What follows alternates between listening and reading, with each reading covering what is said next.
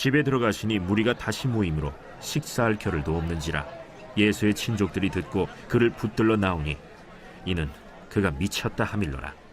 예루살렘에서 내려온 서기관들은 그가 바알세불이 집혔다 하며 또 귀신의 왕을 힘입어 귀신을 쫓아낸다 하니 예수께서 그들을 불러다가 비유로 말씀하시되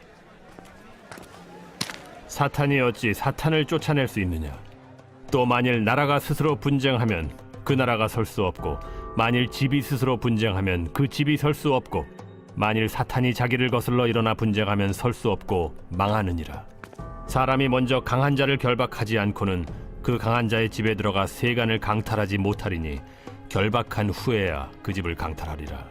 내가 진실로 너희에게 이르노니 사람의 모든 죄와 모든 모독하는 일은 사심을 얻되 누구든지 성령을 모독하는 자는 영원히 사심을 얻지 못하고 영원한 죄가 되느니라. 이는 그들이 말하기를 더러운 귀신이 들렸다 함이로라. 여러분 반갑습니다. 오늘도 큐티로 여는 기막힌 하루입니다. 본문 말씀 마가복음 3장 20절부터 30절 말씀입니다. 십자가 복음의 핵심은 모든 죄가 사함을 받는 놀라운 하나님의 구원입니다. 어떤 죄인이라도 예수님께서 십자가에 달려 피 흘려 주셨기에 모든 죄가 사함을 받고 하나님의 자녀가 되는 권세를 얻게 됩니다. 이것이 예수 믿는 가장 놀라운 축복입니다. 그런데 오늘 성경에서 예수님은 깜짝 놀랄 말씀을 하십니다. 그것은 영원히 사하심을 받지 못할 죄가 있다는 것입니다. 29절에 보니까 그 죄가 바로 성령을 모독하는 죄입니다. 주님은 도둑도 강도도 심지어 살인한 사람이라 할지라도 그가 진실로 회개하여 예수를 구주로 믿고 그 죄에서 돌이키면 반드시 죄를 사해 주시고 구원해 주시겠다고 약속하십니다. 그런데 그런 예수님도 성령을 모독하는 죄는 사하심을 얻지 못한다고 하시는 것입니다. 도대체 성령을 모독하는 죄가 어떤 것이길래 영원히 용서받지 못하는 것입니까? 여러분 오늘 말씀을 보면 예수님께서 귀신을 쫓아내는 것을 눈앞에서 지켜본 서기관들이 예수님을 귀신의 왕이라고 비난하면서 성령의 역사를 귀신의 역사로 왜곡하고 조롱을 했습니다. 그러면서 이 서기관들은 끝까지 예수님이 하나님의 아들이신 것을 인정하지 않는 모습을 보입니다. 그때 주님이 이 서기관들을 향해 성령을 모독한 자라고 그들은 영원히 사함을 받지 못할 것이라고 말씀하시는 것입니다. 여러분 성령을 모독한다는 것은 어쩌다 하나님께 원망 불평하거나 시험에 들어서 잠시 교회를 떠나는 그런 정도를 말하는 것이 절대로 아닙니다. 또 하나님을 믿으면서도 여전히 해결되지 않는 죄가 있을 수 있는데 그것을 성령을 모독한 죄라고 생각해서도 안 됩니다.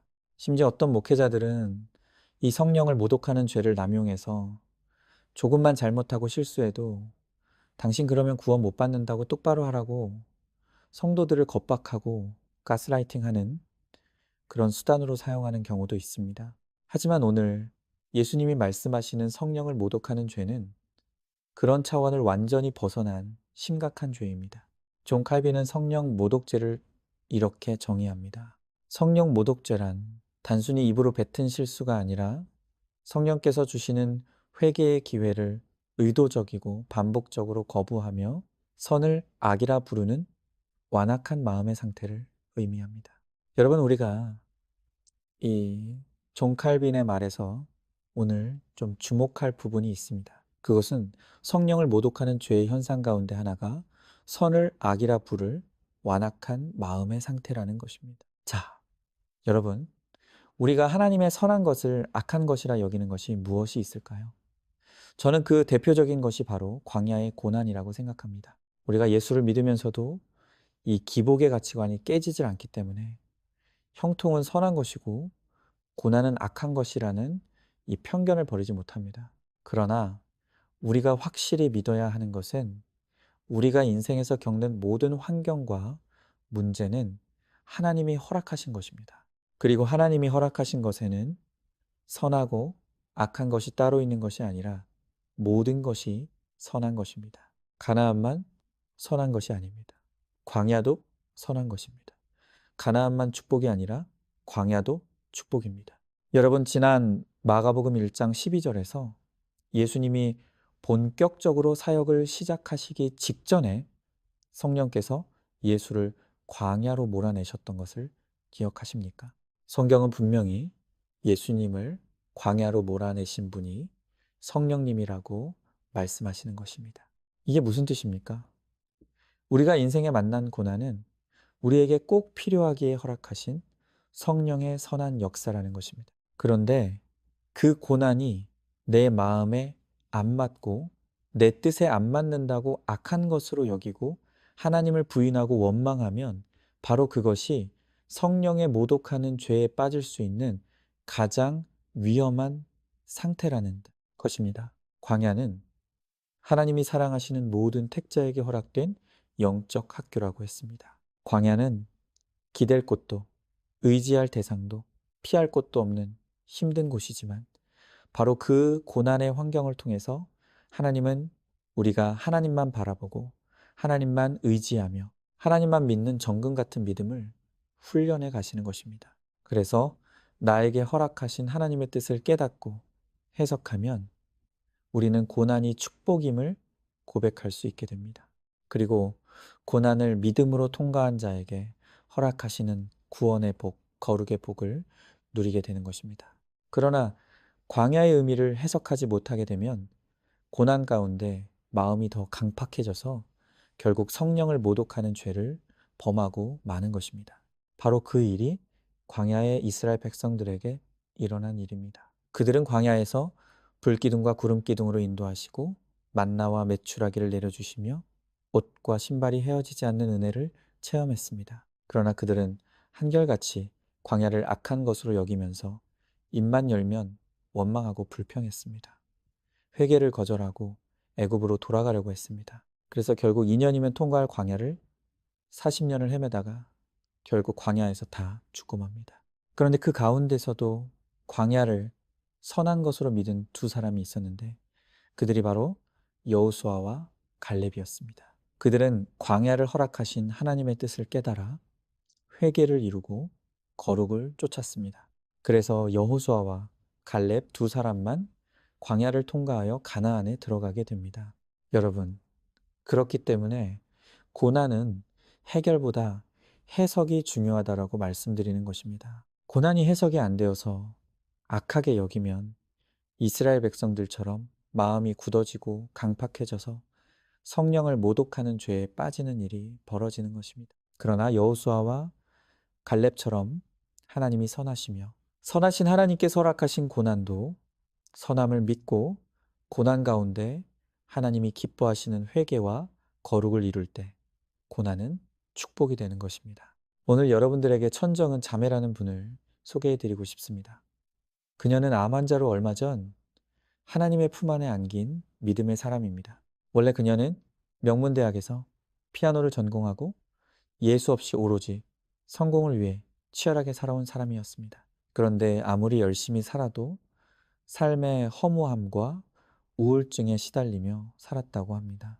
그런데 어느 날 건강이 급격하게 악화되어 찾은 병원에서 유방암 말기 판정을 받게 됩니다. 암은 이미 척추, 골반, 폐 등 온몸으로 전이되어 수술조차 불가능한 상태였습니다. 그때 그녀는 왜 하필 나인가?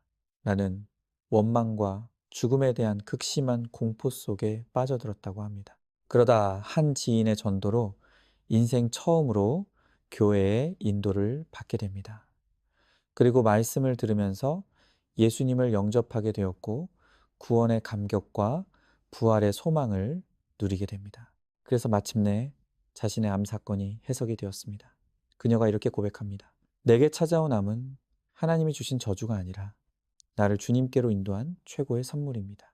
또 그녀는 이렇게 고백합니다. 내가 주인 되어 살았던 죄를 회개하고 부활하신 예수님을 진짜 주인으로 모셨을 때 암이라는 절망은 천국 소망으로 바뀌었습니다. 천정은 자매는 무려 100회의 항암 치료를 받으면서도 의학적으로는 설명할 수 없는 평강을 유지했고 아픈 몸을 이끌고 전국을 다니면서 아파도 괜찮다, 죽어도 괜찮다.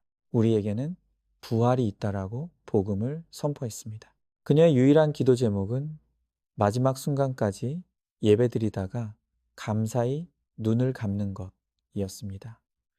자신의 장례식조차 슬픈 자리가 아닌 부활을 축하하는 천국잔치가 되기를 원했습니다. 그리고 마침내 천정은 자매는 자신의 바램대로 암을 통해 만난 주님과 천국의 소망을 간증으로 노래하다가 지난 2025년 6월 13일에 하나님의 부르심을 받고 천국에 들어갔습니다. 여러분, 믿음은 하나님은 선하시며 주님 안에서 고난도 축복임을 믿는 것입니다. 저와 여러분도 이 자매처럼 하나님의 선하심을 믿고 내게 허락하신 모든 것에 감사하며 거룩을 쫓는 인생이 되어서 마지막 날 부활의 영광에 참여하는 축복을 누리게 되기를 소망합니다. 오늘도 2월 7일 보석상자입니다. 하나님의 말씀을 가장 먼저 실천해야 할 곳은 교회보다 가정입니다. 내가 주와 함께 살리심을 받았으면 이 모든 원리를 가정에서 먼저 적용해야 합니다. 건강한 가정이 건강한 교회를 만듭니다. 아멘. 우리 함께 기도하겠습니다. 하나님, 성령을 모독하는 자는 영원히 사하심을 얻지 못한다고 합니다. 혹시 내가 성령을 모독하는 자가 될까 두렵습니다. 주님, 우리의 믿음을 지키시고 보호하셔서 하나님이 선하심을 믿게 하시고 주 안에서 고난도 축복임을 믿는 믿음을 주시옵소서. 그래서 우리 각자의 광야를 통해 더욱 주님을 믿고 바라고 소망하는 거룩한 주의 자녀가 되게 하여 주시옵소서. 그래서 우리의 고난이 약재료가 되어서 또 다른 고난당하는 자들의 고난을 해석해주고 살리는 데 쓰임받는 우리 모두가 되게 하여 주시옵소서. 믿사오며 사랑이 많으신 예수님 이름 받들어 기도드리옵니다. 아멘. 오늘도 큐티로 기막힌 하루를 살아내는 하늘가족 공동체 안산중앙교회 모든 성도님 되시기를 축복합니다.